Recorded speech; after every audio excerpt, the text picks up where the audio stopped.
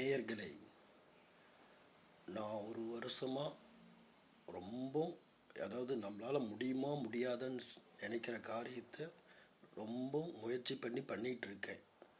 அதை அடைய முடியுமா முடியலன்னு கூட என்னால் தெரியல. ஆனால் முயற்சி போயிட்டே இருக்குது. இது கிடைக்குமா கிடைக்காதா கூட தெரிய மாட்டேங்குது. அப்படி தெரிஞ்சால் அது நம்ம செய்யலாமா செய்யக்கூடாது கூட முடிவு எடுக்கலாம். அது கூட எனக்கு தெரிய மாட்டேங்குது. சப்போர்ட்டும் அதிகம் யாரும் இல்லை. இப்போ என்னுடைய நிலமை என்கிட்ட இருக்கிற எல்லா பொருளும் போயிட்டே தான் இருக்குது. இப்போ நான் இங்கே இருக்கிற இடமே 1ஆம் தேதிக்கு மேலே என்கிட்ட இருக்குமா இல்லைன்னு கூட தெரியல. ஒரு எக்ஸாம்பிள், எல்லாமே இது மாதிரி தான் போயிட்டுருக்கு.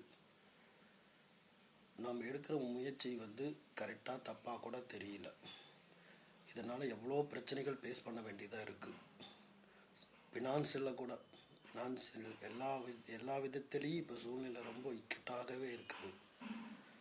எப்படி இந்த மாதிரி சூழ்நிலையில் நீங்கள்லாம் அதிலேருந்து மீண்டு வந்தீங்க? அதை பற்றி எதாவது சொல்ல முடியுமா? இது நடக்குமா நடக்காதா கூட தெரியாமல் அதில் கிடைக்கும் நம்பிக்கையிலே போயிட்டுருக்கேன். சில பேர் சொல்கிறாங்க, நீங்கள் ரொம்ப சேஃபான வாழ்க்கையை தேடாதீங்க, ரொம்ப ரிஸ்க் எடுங்க, ரிஸ்க் எடுத்தால் அதுக்கு உண்டான கிஃப்ட்டு பெருசாக இருக்குன்றாங்க. அப்படி ரிஸ்க் எடுத்துக்கிட்டு இருக்கிறேன். அந்த ரிஸ்கில் என்ன கிஃப்ட்டுன்னா, கடைசியில் நம்ம வாழ்க்கையே போயிடுமோ, இல்லை அதுக்குண்டான விலை நம்ம உயிர் தானா, அப்படியே தெரிஞ்சால் கூட அது உயிரை கொடுத்து கூட வாங்கலாம். ஆனால் அது கூட தெரியாமல் நான் பாட்டுக்கு போராடிட்டுருக்கேன். இதனால் என்ன கிடைக்குமா கிடைக்காதா ஒரு வருஷமாக போராடிட்டுருக்கேன். ஆனால் இப்போ ரொம்ப இக்கட்டான சூழ்நிலையே போயிடுச்சு. எல்லா விதத்துலேயும்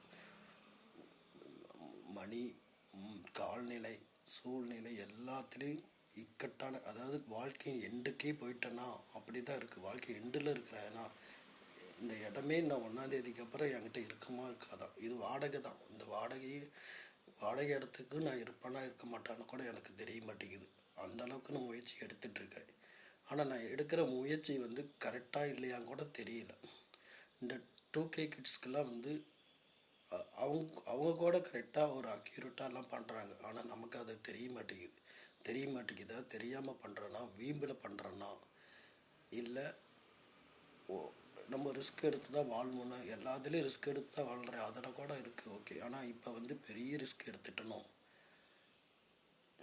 ஏன்னா அந்த ரிஸ்க்கு என்னுடைய அடுத்த லெவலுக்கு போகணுன்னு தான் ரிஸ்க் எடுத்துருக்கிறேன். அந்த லெவல் அடையிறதுக்கு நான் ஒரு வருஷமாக என்னுடைய இதெல்லாம், அதாவது என்னுடைய மைண்ட் ஃபுல்லாக அதிலே தான் வச்சு அதிலே தான் மைண்ட் ஃபுல்லாக ஒருங்கிணைச்சு அந்த இதிலே தான், அந்த ஒர்க்கிலே தான் பண்ணிகிட்ருக்கேன்.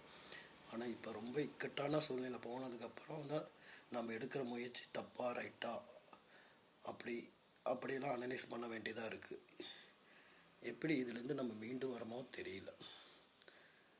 இந்த மாதிரி சூழ்நிலையிலேருந்து நீங்கள் மீண்டு வந்துருக்கீங்களா? மீண்டு நம்ம என்ன பண்ணுறது? ஏன்னா இப்போ நம்ம இந்த மாதிரி சூழ்நிலையில் ஒரு ஆறுதலாக யாராவது பேசணுமா, அவங்கக்கிட்ட பேசலாம் அப்படின்னு தோணுது. பட் நாம் அப்படி நினைக்கிற ஆளுங்களுக்கு நிறையா வேலை இருக்குது. அவங்க நமக்குக்கோசரம் டைம் ஸ்பெண்ட் பண்ணாலும் அவங்களுக்கு நிறையா ஒர்க் இருக்குது. அவங்களோட இதுவும் போயிட்டு தான் இருக்கணும். ஆனால் அதில் அவங்களே நம்ம தொந்தரவு பண்ண முடியாது. எப்படி தான் இந்த வாழ்க்கையிலேருந்து நம்ம மீள்றதோ தெரியல. வாழ்கிறது ஓகே, வாழ்கிறது எப்படியோ அப்படியே போயிட்டுருக்குறோம். ஆனால் நம்ம ரிஸ்க் எடுத்தால் என்னென்னமோ ஃபேஸ் பண்ண வேண்டியதாக இருக்குது. எல்லாமே நம்ம ரெடியாக இருந்தாலும் அது வாழ்க்கை எண்டுக்கு கொண்டு போய் நமக்கு கிடைக்குமா கிடைக்காதாங்கிற சூழ்நிலை கொண்டு வந்தால் அதில் நம்ம அதிலேருந்து மீள்றது எப்படின்னு தெரியல. இதனால் நம்ம மைண்டு வேறு எதுலேயும் போக மாட்டேங்குது.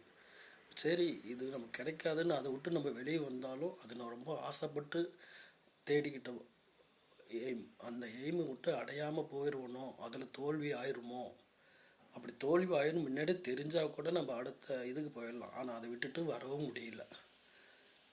என்ன பண்ணுறது? வாழ்க்கை எண்டுக்கு கடைசியில் உயிர் தான் போகணுன்னா அதை கூட நான் சந்தோஷமாக ஏற்றுக்கிறேன். ஆனால் அது தெரிய மாட்டேங்குது. அந்த உயிர் தான் போகணும் அப்படின்னு முன்னாடியே தெரிஞ்சுட்டு இதுதான் முடிவு அப்படின்னு தெரிஞ்சு அதை கூட நம்ம ஆசையாக சந்தோஷமாக ஏற்றுக்கலாம். ஆனால் அது செஞ்சால் கூட அதுவும் கரெக்டாக தான் அமையுமா, அதுதான் அதோடைய எண்டோ அப்படின்னு தெரிஞ்சால் கூட பரவாயில்ல. அதுவும் தெரிய மாட்டேங்குது. என்ன வாழ்க்கை? ரிஸ்க் எடுன்னு சொல்கிறாங்க. ரிஸ்க் எடுத்தால் என்னென்ன ஃபேஸ் பண்ணணும்? ஓகே, ஃபேஸ் பண்ணலாம். எல்லா வகையிலையும் நமக்கு நெருக்கடியாகவே இருக்குது. ரொம்ப எண்டுக்கு போயிட்டுருக்கிறேன். ஏன்னா இந்த இருக்கிற வாடகை கூட நம்ம அடுத்த மாதம் கொடுப்போமா, கொடுக்காம அதையும் நமக்கு இல்லாமல் போயிடுமா? நான் இல்லைன்னா எங்கே போய் தங்குறது? நிறைய பேர் பிளாட்பாரத்தில் இருக்காங்க, நம்ம அதுக்கு கூட போகலாம். ஆனால் அதுக்கோசரம் நம்ம எய்ம் என்ன பண்ணுறது? நம்ம எய்ம் வச்சது தப்பா?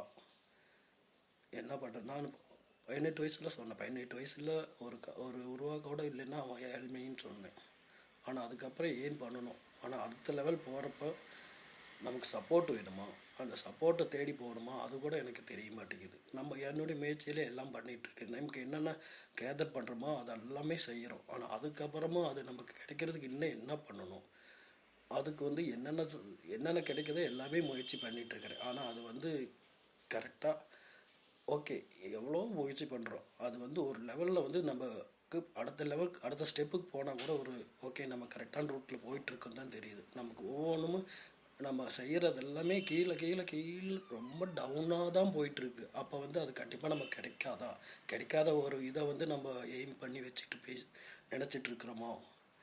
அப்படி இந்த மாதிரி பிரச்சனை யாராவது ஃபேஸ் பண்ணால் சொல்லுங்கள். அது எந்த மாதிரி நம்ம சால்வ் பண்ணணும்னு சொல்லுங்கள். ஏன்னா இந்த மாதிரி பிரச்சனை ஃபேஸ் பண்ணுறவங்க தான் அதுக்குண்டான சால்வும் சொல்லுவாங்க. எல்லாருமே சொல்ல மாட்டாங்க. ஏன்னா அவங்கவுங்களுக்கு நிறைய வேலை இருக்குது.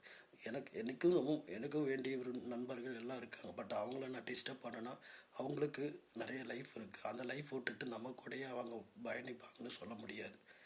இந்த மாதிரி ஏதாவது நீங்கள் ஃபேஸ் பண்ணீங்க, அதை ரிசால்வ் பண்ணிங்கன்னு சொல்லுங்கள். ஏன்னா எனக்கு தெரிஞ்ச இன்னொரு கரெக்டாக 20ஆம் தேதி இன்றைக்கி நான் ஒரு 11 நாள் தான் இருக்குது. இந்த 11 நாளில் என்ன நடக்குன்னு தெரியல.